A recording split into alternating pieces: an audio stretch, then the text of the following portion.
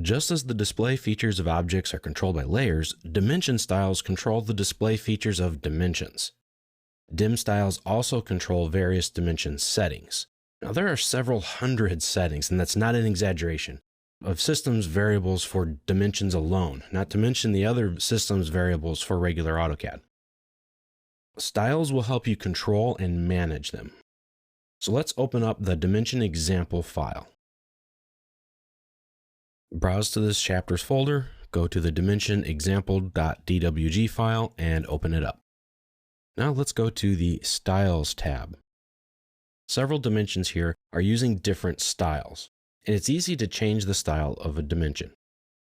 So if we just browse into one of the dimensions and then select it and open up the Properties Manager, press Ctrl and 1 at the same time, and we come here to the Properties Manager, gives us some general information, some miscellaneous, and lines and arrows, etc.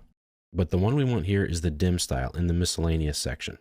Right now this is set to tick. That is the name of the style. So if I select that box and I get a list of the different types of styles that are in here. And as I hover over them, I get a preview of what the dimension will look like if I were to select that new dimension style. And it's very easy. Now, when drawing dimensions, you need to make sure that you have the proper dimension style active. You can come up to the Annotate tab in the ribbon, to the Dimensions panel, and you click on this little arrow here. This little button here goes to your Dimension Styles Manager.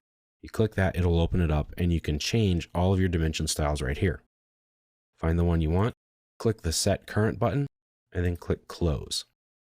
A quicker and easier way, though, to do that is to come up here to this Dimension Styles pullout. Gives you a little bit of a preview. You can have a scroll bar if there are a lot of them.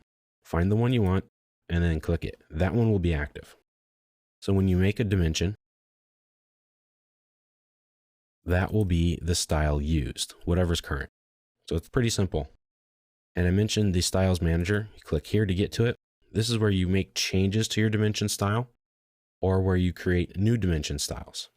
So you can select a dimension style here on the left side. It gives you a preview here on the right. And then if you want to change it, you click on the Modify button. And there are multiple tabs for all of these settings. We're going to go over most of these, just the ones that you really absolutely have. The Lines tab controls the way your dimension lines are displayed. The symbols and arrows are here. Your text, any final fit options, and another main one here is your units. There are also alternate units and tolerances. We'll get into all of these later on and give you a good idea of how to create your own dimension style. In fact, we're even going to go through a project where you're going to set some of them up for you.